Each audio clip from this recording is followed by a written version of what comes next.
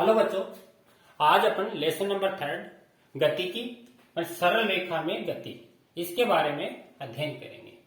तो सबसे पहले अपन ये देखते हैं इस लेसन में अपन किस किस टॉपिक के बारे में अध्ययन करेंगे। तो सबसे पहले अपन देखेंगे गति की क्या होती है, इसका बेसिक इंट्रोडक्शन देखेंगे। फिर गति है, गति के टाइप्स, गति है कितने प्रकार की होती है उनके प्रकार के बारे में अध्ययन करेंगे।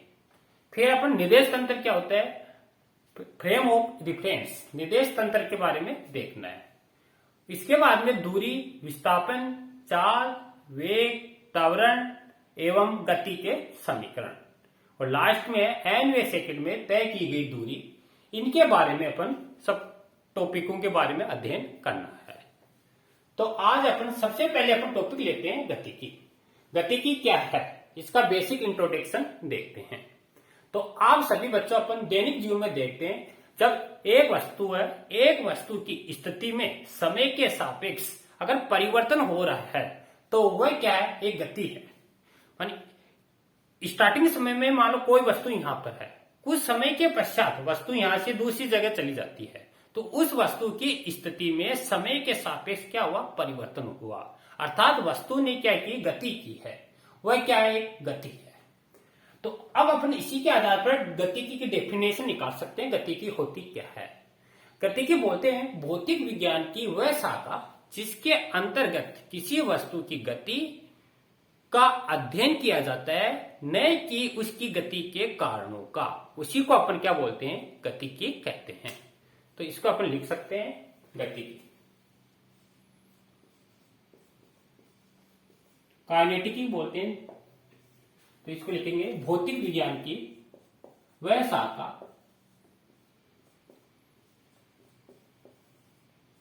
भौतिक विज्ञान की वह शाखा जिसमें किसी कण या पिंड, किसी कण या पिंड की गति का अध्ययन किया जाता है, अध्ययन किया जाता है, अध्ययन किया जाता है, वह उनके कारणों का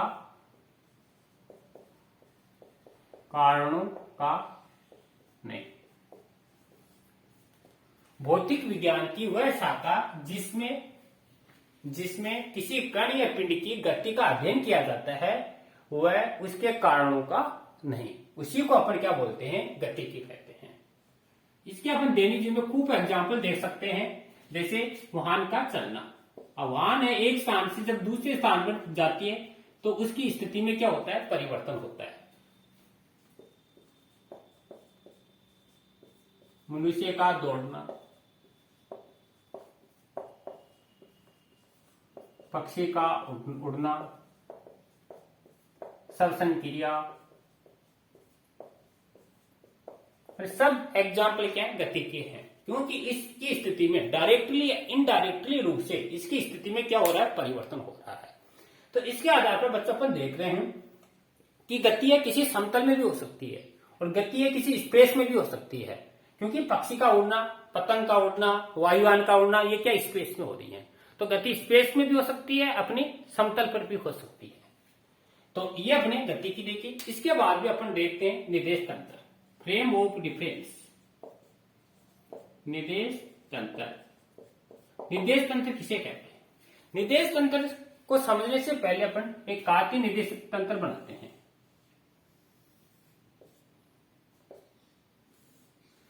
इसमें 3 अक्ष होती हैं, यह आपकी अक्ष ये कहलाती है वाई अक्ष और ये कहलाती है जेड अक्ष। जो तीनों अक्ष हैं, तीनों रेखाएं, अक्ष वाई और जेड, तीनों रेखाएं लंबवत रूप से एक बिंदु O पर मिलती हैं। इस बिंदु को कहते हैं मूल बिंदु, सेंटर पॉइंट। मूल बिंदु है, मूल बिंदु के जो कोऑर्डिनेट होते हैं निर्देशांक 0 0 0। अब अपन को क्या करना है, इस निर्देशांक के सापेक्ष एक बिंदु P है जहां पर कोई कण या वस्तु स्थित है, इसकी स्थिति में परिवर्तन देखना है। तो अपन क्या करते हैं, मूल बिंदु को बिंदु P से मिलाया, ये दूरी है R, इसको बोलते हैं स्थिति वेक्टर, पोजीशन स्थिति सदिश बोलते हैं या पोजीशन वेक्टर। तो इसी के आधार पर निर्देश तंत्र की डेफिनेशन निकल के आती है, क्या होता है, वह निकाय, ये पूरा सिस्टम, वह निकाय जिसके सापेक्ष इसके सापेक्ष किसी कण की स्थिति या गति का अध्ययन किया जाता है, वही क्या कहलाता है, निर्देश तंत्र कहलाता है। वह निकाय जिसके सापेक्ष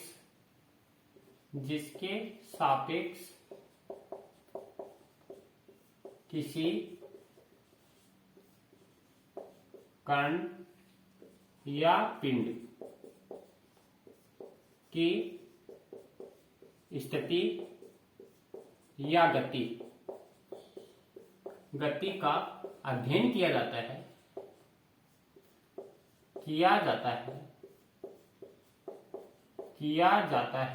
वह निर्देश तंत्र कहलाता है। यानी वह निकाय जिसके सापेक्ष किसी कण या पिंड की स्थिति, मानी कहां पर स्थित है, या उसकी गति, मानी इसके सापेक्ष कौन सी डायरेक्शन में मोशन कर रहा है, का अध्ययन किया जाता है, वही क्या कहलाता है, निर्देश तंत्र कहलाता है। अब निर्देश तंत्र के रूप में अपन जो काम में लेते हैं उसको बोलते हैं कार्तीय निर्देशक तंत्र। तो निर्देश जो तंत्र है,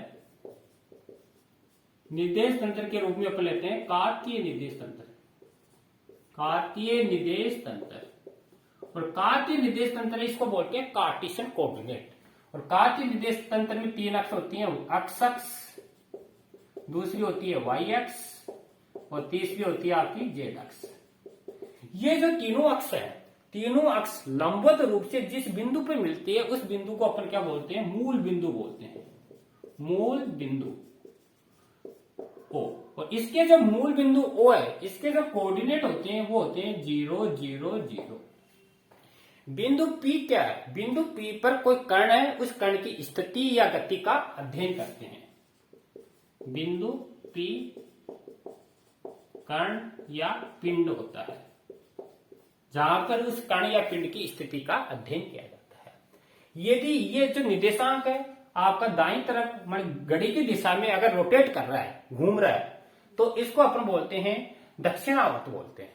अगर घड़ी के विपरीत दिशा में गति कर रहा है तो इसको बोलते हैं वामावर्त। तो अपन को केवल दक्षिणावर्त अर्थात घड़ी की दिशा है, इसी के अनुदिश अपन को अध्ययन करना है। तो ये बच्चों अपने देखा निर्देश तंत्र। अब इस जो निर्देश तंत्र है, इस निर्देश तंत्र के सापेक्ष जो अपनी गति होती है, गति मुख्य रूप से 3 प्रकार की होती है, उन्हीं का अपन अध्ययन करेंगे। तो निर्देश तंत्र के आधार पर जो गति है, गति मुख्य रूप से 3 प्रकार की होती है। गति के प्रकार कितनी होती है, 3 प्रकार की। अब उन 3 प्रकार में अपन तीनों का बारीकी से अध्ययन करेंगे। पहली क्या होती है, जैसे एक अक्ष ले कोई सा भी तो एक विमीय गति, अगर 2 अक्ष ले तो द्विविमीय गति, अगर तीनों अक्ष ले तो त्रिविमीय गति। तो अपन पहले लेते एक विमीय गति, एक विमीय गति जिसको अपन बोलते हैं 1 डायमेंशनल मोशन। 1 डायमेंशनल मोशन क्या होती है, देखो 1 डायमेंशनल मोशन बोलते हैं यदि कोई कण या पिंड किसी सीधी रेखा में या सरल रेखा के अनुदिश गति करता है तो वह क्या कहलाती है, एक विमीय गति। यदि कोई कण या पिंड एक सीधी या पोस्ट में आप लिख सकते हो सरल रेखा में गति करता है तो वह एक विमीय गति कहलाती है, एक विमीय गति कहलाती है। याद हुई बच्चों आपको, मानी यदि कोई कण या पिंड है अगर एक सीधी रेखा या सरल रेखा में गति करता है तो वह एक विमीय गति कहलाती है। दूसरी अपन लिख सकते हैं किसी एक अक्ष के अनुदिश होने वाली गति, किसी एक अक्ष के अनुदिश, अक्ष के अनुदिश होने वाली गति। यानी एक ही अक्ष इसमें यूज होनी चाहिए। अब एक अक्ष क्या हो सकती है, या तो अक्ष अक्ष के अनुदिश गति हो सकती है, या फिर वाई अक्ष के अनुदिश हो सकती है, या फिर जेड अक्ष के अनुदिश हो सकती है। यानी एक अक्ष में एक ही अक्ष आपको काम में लेनी है। जैसे मान लो कोई वस्तु है, अक्ष अक्ष के अनुदिश गति कर रहा है, तो आपकी वाई और जेड अक्ष है वो क्या रहेंगे, इस तरह रहेंगे। यदि कण वाई अक्ष के अनुदिश गति कर रहा है तो ये दोनों अक्ष क्या रहेंगे, इस तरह रहेंगे। इसलिए इसको एक विमीय गति कहते हैं और एक ही अक्ष के अनुदिश होने वाली गति। इसके एग्जाम्पल अपन देख सकते हैं। इसके एग्जाम्पल है जैसे सीधी, जैसे सीधी रेल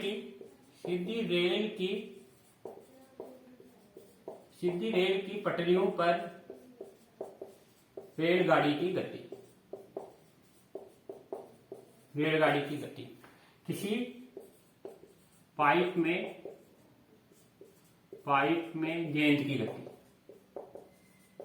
गेंद की गति। और एग्जाम्पल अपन लिख सकते हैं जैसे स्प्रिंग पर लटके द्रव्यमान की गति, स्प्रिंग पर लटके द्रव्यमान की गति। यानी ये सारे एग्जाम्पल क्या है, एक विमीय गति के हैं। ठीक है, इसमें और देख सकते हैं किसी सीधे पाइप में गेंद की गति, ऊर्ध्वाधर दिशा में, एक सीधी दिशा में फेंकी गई किसी गेंद की गति। यानी इसमें केवल वन डायमेंशनल ही काम में आनी चाहिए। ठीक है, अब जैसे अपन इसको आर के रूप में लिखें बच्चों, आर के रूप में लिखें तो आर, ये आगे पढ़ाएंगे आपको सदिश है। आर बराबर क्या होगा, एक एक्स होगा, या तो अक्ष, ये आई कैप। आई कैप क्या होता है, इधर डायरेक्शन बताता है, एकांक सदिश। ये जे कैप, ये के कैप। तो आर अक्ष कैप होगा, या फिर इसको लिखेंगे आर वाई जे कैप, या आर जेड के कैप। ओनली एक ही अक्ष आपको यूज करनी है। आई बताता है अक्ष अक्ष के अनुदिश डायरेक्शन, जे बताता है वाई अक्ष के अनुदिश डायरेक्शन, और के बताता है जेड अक्ष के अनुदिश डायरेक्शन। तो यहां तक नोट करना, फिर अपन आगे लेते हैं बच्चों। अगला अपना द्विविमीय गति।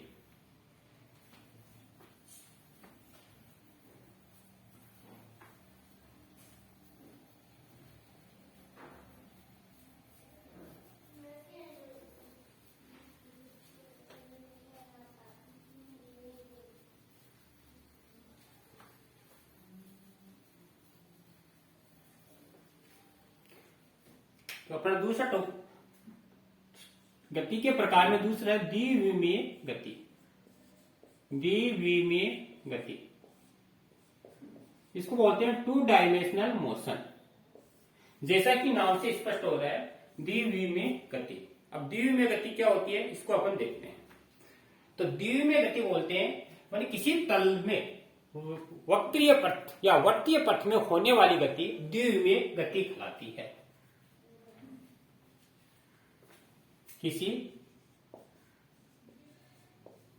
किसी तल के वक्रीय पथ में होने वाली गति द्विविमीय गति कहलाती है। माने आप लिख सकते हैं किसी तल में, अब तल के मतलब में दो आपके अक्ष यूज में आने चाहिए जिसका एरिया निकल सकती है। किसी तल के वक्रीय पथ में होने वाली गति द्विविमीय गति कहलाती है। दूसरी अपन लिख सकते हैं किन्हीं दो अक्षों के अनुदिश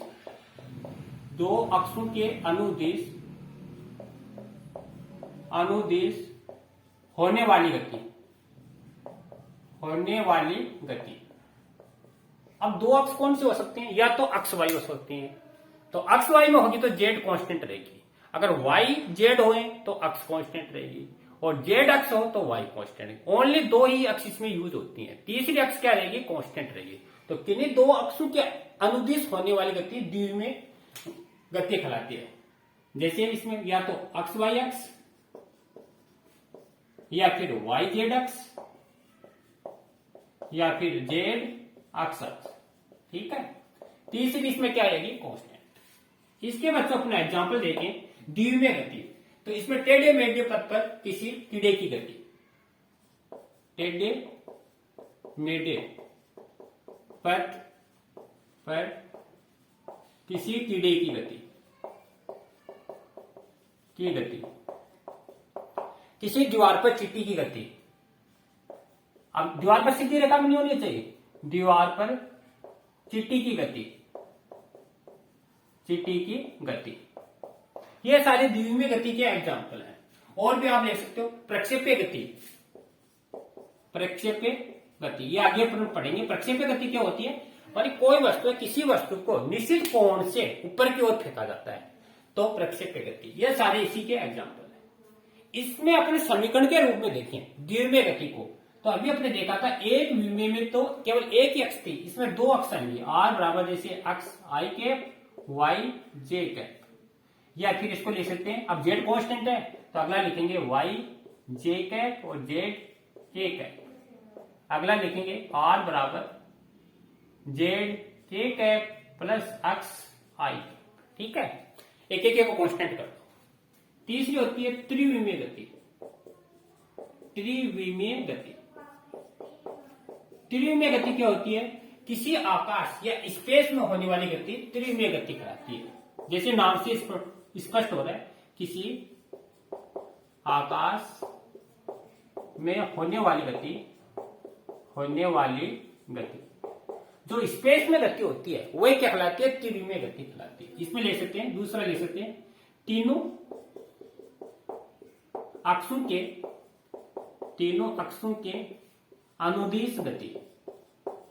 इसमें क्या होगा, तीनों अक्ष कौन सी, अक्ष वाई एंड जेड, इन तीनों अक्षों के अनुदिश जो गति होगी वह त्रिविमीय गति होगी। एग्जाम्पल देखें तो पतंग की गति, अब पतंग क्या स्पेस में उड़ता है तो आकाश में गति हो रही। पक्षियों की गति, पक्षी की गति, वायुयान की गति, ये सारे एग्जाम्पल इसी के हैं। तो ये अपने त्रिविमीय गति के बारे में अध्ययन किया। इसके बाद में बच्चों अपन देखते हैं अपना जो हेडिंग चल रहा है स्थानांतरित गति, नेक्स्ट आता है इसके बाद में स्थानांतरित गति। स्थानांतरीय गति जिसको बोलते हैं ट्रांसफॉर्मेशन, स्थानांतरित गति क्या होती है इसके बारे में अपन देखेंगे। और टाइप देखिए, जैसे नाम से स्पोर्ट है स्थानांतरित हो जाना, अर्थात एक स्थान से दूसरे स्थान पर क्या हो जाना, ट्रांसफर हो जाना, स्थानांतरित हो जाना। तो स्थानांतरित गति कहते किसे हैं, सबसे पहले इसके बारे में देखते हैं। जब किसी गतिशील कण या पिंड, जब किसी गतिशील मान गति करने वाला, जब किसी गतिशील कण या पिंड की गति या स्थिति में समय के सापेक्ष अगर परिवर्तन होता है तो वह गति स्थानांतरित गति कहलाती है। तो इसको अपन ले सकते हैं, जब किसी कण या पिंड, जब किसी कण या पिंड की स्थिति में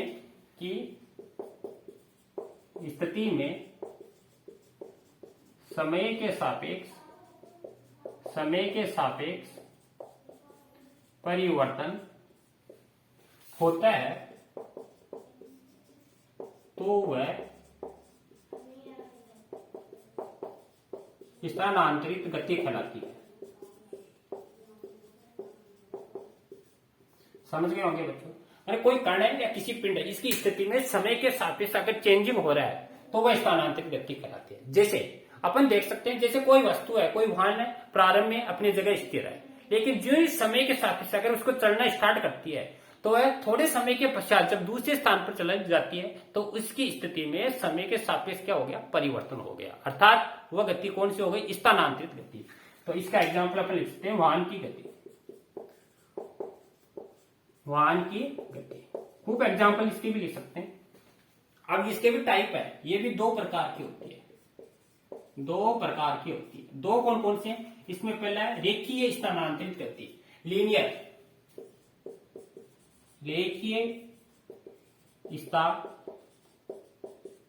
स्थानांतरित गति, लीनियर ट्रांसफर मोशन, रेखीय स्थानांतरित गति किसे कहते हैं? रेखीय स्थानांतरित गति कहते हैं जब कोई कण एक स्थिति से दूसरी स्थिति में जब गति करता है, जब कोई कण या पिंड की स्थिति में एक स्थिति से जब दूसरी स्थिति में समय के सापेक्ष अगर परिवर्तन होता है तो वह रेखीय स्थानांतरित गति कहलाती है। जब कण एक स्थिति से दूसरी स्थिति, एक स्थिति से दूसरी स्थिति तक सरल रेखा में गति करता है तो वह रेखीय स्थानांतरित गति कहलाती है। जैसे किसी सीधी सड़क पर, एग्जाम्पल इसका ले सकते हैं, किसी सीधी सड़क पर वाहन की गति, समझ गए होंगे बच्चों। माने कोई सीधी सड़क है और इस पर जैसे प्रारंभ में इस पॉइंट पर है तो अंतिम समय में दूसरे पॉइंट पर चली जाएगी, तो सीधी सड़क पर वाहन की गति ये आपकी क्या है? रेखीय स्थानांतरित गति। इसके बाद में आती है दूसरी घूर्णन स्थानांतरित, रोटेशन बोलते हैं, घूर्णन गति, रोटेशन मोशन। ये रोटेशन मोशन है अपन नेक्स्ट चैप्टर में अध्ययन करेंगे, लेकिन फिर भी अपन डेफिनेशन देख लेते हैं किसे कहते हैं। रोटेशन गति कहते हैं जब कोई कण या पिंड किसी एक निश्चित अक्ष के सापेक्ष उसकी गति होती है, किसी निश्चित अक्ष के प्रति गति, कोई एक निश्चित अक्ष है और उसी अक्ष के प्रति वह रोटेशन करता है तो वह क्या कहलाती है? आपकी घूर्णन गति। जैसे पंखे की गति, सूर्य के चारों ओर ग्रहों की गति, पृथ्वी के चारों ओर चंद्रमा की गति, कुम्हार के चौक की गति, ये सारी क्या है? वर्ताकार गति के ही एग्जाम्पल है। ठीक है, यहां तक नोट करना। आगे अपन टॉपिक लेते हैं इसका ग्राफीय निरूपण, मानी जो गतियां होती है इसको ग्राफ में किस तरह निरूपित करते हैं।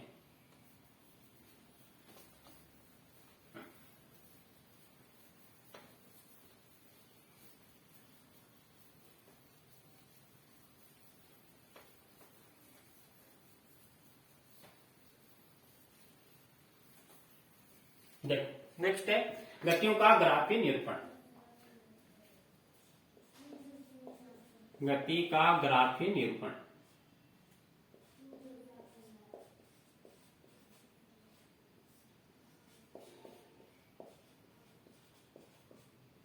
अब जो भी गतियां होती है उसको ग्राफ में अपन किस तरह दर्शा सकते हैं? ग्राफ में दर्शाने के लिए अपन साधारण रूप से पहले अध्ययन कर चुके हैं। ग्राफ में दर्शाने के लिए ये सरल रेखा है, सरल रेखा के बीच में सेंटर पॉइंट होता है जिसको मूल बिंदु कहते हैं। मूल बिंदु के एक तरफ की जो दूरियां होती है वह धनात्मक होती है, इस तरह आपकी चलती है। एक तरफ की जो दूसरी बाईं तरफ की दूरियां होती हैं वो क्या होती है? ऋणात्मक होती है। तो सपोज करो ये दूरियां आपकी मीटर में। अब आपको क्या करना है? मूल बिंदु के दाईं ओर की दूरियां इसको आपको धनात्मक लेनी है, धनात्मक, पॉजिटिव। अगर आपकी ऋणात्मक दे रखी है तो इसके बाईं ओर की दूरियां हैं ये आपको क्या लोगे? ऋणात्मक लेनी है, ऋणात्मक। ठीक है, ग्राफीय निरूपण में माने सबसे पहले एक रेखा है, ये मूल बिंदु है। अगर आप दाईं ओर की दूरियां ले रहे हैं तो वह धनात्मक और बाईं ओर की दूरियां ऋणात्मक। इसी तरह अगर आपका ऊपर से नीचे की ओर है तो ऊपर से नीचे की ओर है तो ये सेंटर पॉइंट 1 2 3 अक्ष मीटर में है, तो ऊपर की पॉजिटिव और ऐसे नीचे -1 -2 -3 और नीचे की दूरी आपको क्या लोगे? ये धनात्मक और नीचे की दूरियां ऋणात्मक। समझ गए बच्चों? ग्राफीय निरूपण में अगर आपकी पॉजिटिव है तो ऊपर की ओर लेोगे, नेगेटिव है तो नीचे की ओर। अगर सरलरेखा में है तो दाईं ओर धनात्मक, बाईं ओर ऋणात्मक। इस तरह आपको ग्राफ के रूप में निरूपित करते हैं। अब जैसे दूरियां काफी बड़ी होती हैं तो उसको पूरी को ग्राफ पर दर्शाना संभव नहीं है। इसके लिए अपन क्या करते हैं? पैमाना मान लेते हैं, उचित पैमाना। जैसे मान लिया एक बड़ा पैमाना मान लेते हैं, जैसे एक बड़ा खाना बराबर 10 सेंटीमीटर या 10 मीटर या 2 बड़े खाने बराबर 100 मीटर। तो इस तरह उसका अपन ग्राफीय निरूपण करते हैं। इसके बाद में अपना मेन टॉपिक स्टार्ट होता है दूरी। मेन टॉपिक है अपनी दूरी, डिस्टेंस, जिसको आप बोलते हैं डिस्टेंस। दूरी।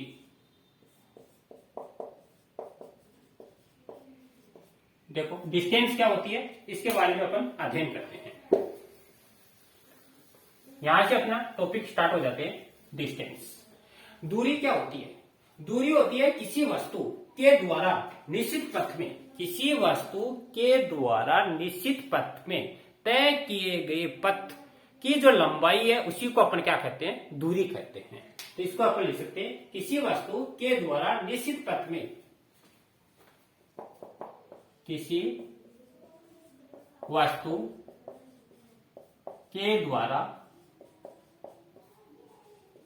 तय किए गए,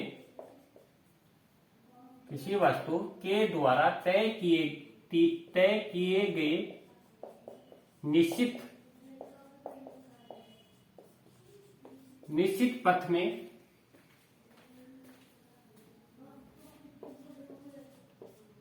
पथ की लंबाई दूरी कहलाती है।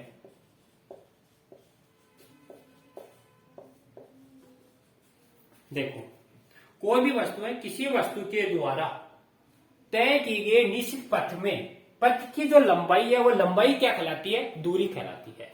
और जितनी वो पथ तय करेगा वह पथ की जो लंबाई है वही क्या कहलाएगी? उसकी दूरी कहलाती है। ठीक है। सपोज करो जैसे मान लो कोई वस्तु है, यहां पर बिंदु ओ है, ओ से मान लो यहां तक गई, ये आपकी 5 मीटर है। ये मान लो क्यों बिंदु मान लेते हैं, फिर क्यों के बाद में पी तक पहुंची, ये 2 मीटर, और लास्ट में पॉइंट ये है। अब वस्तु कह रहा है ओ से लेकर पी तक गई है, तो ओ से पी तक, तो निश्चित समय में किसी वस्तु के द्वारा तय किए गए निश्चित पथ में पथ की जो ये लंबाई है, लंबाई क्या कहलाती है? दूरी। तो दूरी कितनी हो गई इसकी? यहां तक 5 + 2 बराबर कितनी होगी? 7 मीटर। तो ये पथ की लंबाई क्या है? इसकी दूरी है। तो हमेशा याद रखना इसका जो मात्रक है वो एमपीएस पद्धति में क्या होता है? मीटर। सीजीएस पद्धति में सेंटीमीटर होता है, सेंटीमीटर में मापते हैं दूरी को। दूरी में कोई डायरेक्शन नहीं होती है, तो दूरी एक क्या है? अदिश राशि है, अदिश राशि है, इसमें कोई दिशा नहीं होती है। हमेशा याद रखना दूरी हमेशा धनात्मक होती है, धनात्मक होती है, कभी भी दूरी ऋणात्मक नहीं होती है, ये आपको याद रखना है। इसके बाद में होती है विस्थापन। विस्थापन, विस्थापन को बोलते हैं डिस्प्लेसमेंट। डिस्प्लेसमेंट, विस्थापन क्या होता है? देखो विस्थापन होता है माने किसी वस्तु के द्वारा निश्चित पथ में तय किए गए पथ की प्रारंभिक व अंतिम स्थिति के बीच की न्यूनतम दूरी। माने किसी वस्तु के द्वारा तय किए गए निश्चित पथ में वस्तु के, शॉर्ट में लिख देता हूं, वस्तु के प्रारंभिक व अंतिम, प्रारंभिक व अंतिम बिंदु के, प्रारंभिक व अंतिम बिंदु लिख सकते हो या स्थिति लिख सकते हो, बिंदु के बीच की न्यूनतम दूरी, न्यूनतम दूरी विस्थापन कहलाता है, विस्थापन कहलाता है। देखो माने कोई भी वस्तु है, किसी वस्तु के द्वारा तय किए गए पथ में वस्तु के प्रारंभिक बिंदु व अंतिम बिंदु के बीच की न्यूनतम दूरी क्या कहलाती है? विस्थापन। माने सबसे कम दूरी है उसी को अपन बोलेंगे विस्थापन, अर्थात एंडिंग पॉइंट माइनस में स्टार्टिंग पॉइंट। जैसे सपोज करो यहां से यहां तक का विस्थापन निकालना आपको, विस्थापन जिसको अपन डेल अक्ष से प्रदर्शित करते हैं। डेल अक्ष बराबर क्या होगा? अक्ष 2 माइनस में अक्ष 1। सपोज करो ये अक्ष 1 है और ये आपका अक्ष 2 है। टोटल कितनी अपने पास? 7 मीटर है, तो 7, स्टार्टिंग कितना है? 0, तो कितनी आई आपकी? 7 मीटर। ये डेल अक्ष विस्थापन आ गया। ठीक है। मात्रक देखें इसका बच्चों, मात्रक इसका क्या होगा? मीटर। इसको भी सीजीएस में सेंटीमीटर में मापते हैं। राशि देखें, राशि क्या है? ये एक सदिश राशि है, क्योंकि इसमें डायरेक्शन का बच्चों नॉलेज होता है, इसलिए सदिश राशि है। और इसकी जो वैल्यू है वो धनात्मक भी हो सकती है, ऋणात्मक भी हो सकती है एवं शून्य। तो इसकी तीनों वैल्यू हो सकती है, ये याद रखना इंपॉर्टेंट है ये फैक्ट। दूसरी इंपॉर्टेंट फैक्ट ये है, आपको याद रखना है, विस्थापन है, सॉरी दूरी है, दूरी विस्थापन से बड़ी होती है एवं बराबर भी हो सकती है। ये इंपॉर्टेंट फैक्ट है। दूरी हमेशा विस्थापन से बड़ा होता है या बराबर हो सकता है, लेकिन कभी भी छोटी नहीं हो सकती है दूरी, ये आपको याद रखनी है। मात्रक देखें इसका, m0 दूरी है तो L1 और t की पावर 0, ये आपका इसका विमा हो गई। ठीक है, अब इस पर आधारित जैसे क्वेश्चन देखते हैं अपन, क्वेश्चन एग्जाम्पल, जैसे कोई व्यक्ति है, जैसे 3 मीटर आपका बिंदु ए से चलना प्रारंभ किया, ए से बी 3 मीटर गया, फिर बी से सी पर आपको 4 मीटर चला। ठीक है, तो ये कह रहा है व्यक्ति के द्वारा चली गई कुल दूरी ज्ञात करो। अगर आपसे पूछे कुल दूरी में क्या करना है आपको, चली गई टोटल ऐड करनी है। टोटल ऐड कैसे करोगे, A B plus B C अर्थात 3 + 4 बराबर कितना आया, 7 मीटर। लेकिन अगर आपसे यही विस्थापन पूछ ले, विस्थापन कैसे निकालोगे, विस्थापन होती है प्रारंभिक बिंदु से अंतिम बिंदु के बीच की न्यूनतम दूरी। तो यहां से यहां मिला दो और पाइथागोरस प्रमेय से विस्थापन निकालोगे आप, 4 का स्क्वायर प्लस 3 का स्क्वायर, तो कितना हुआ 25, तो 25 का रूट निकाला 5 मीटर। तो इस तरह बच्चों आपको विस्थापन ज्ञात करना है। कई बार एक क्वेश्चन वर्ताकार पथ का भी भूल लेते हैं। वर्ताकार पथ का यहां बताते हैं आपको,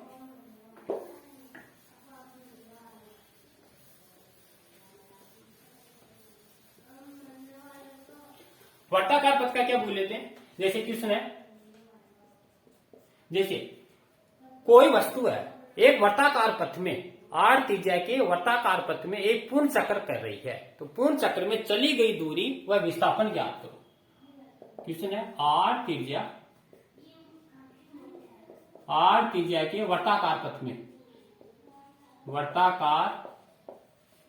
पथ में चली दूरी वह विस्थापन ज्ञात करो। देखो कैसे निकालोगे, ये आपका वर्ताकार पथ है, ये आपका ओ मूल बिंदु है, आर त्रिज्या है, ये बिंदु ए है, तो ए से बी तक चले, ए से बी तक चली गई टोटल दूरी क्या होगी, दूरी होगी आपकी इसकी परिधि के बराबर, वो होती है 2πr, ये इसकी परिधि के बराबर होगी दूरी। अगर आपसे विस्थापन पूछ ले, विस्थापन क्या होगा, विस्थापन होता है प्रारंभिक बिंदु से अंतिम बिंदु के बीच की न्यूनतम दूरी। तो यहां से चलना प्रारंभ किया, यहीं पहुंच गए, विस्थापन क्या होगा इसका 0 होगा। तो इस तरह बच्चों आज अपना जो गति की सरलेखा में गति लेसन है, इससे संबंधित बेसिक नॉलेज गति के टाइप, फिर अपने दूरी एंड विस्थापन, इसके बारे में अध्ययन किया। अब इससे आगे वाले टॉपिक में अपन चाल, वेग, त्वरण, इसके बारे में अध्ययन करेंगे। ठीक है बच्चों, और साथ साथ में इसको नोट करना, नोट्स बनाने और इसके क्वेश्चन तैयार करना। थैंक यू बच्चों।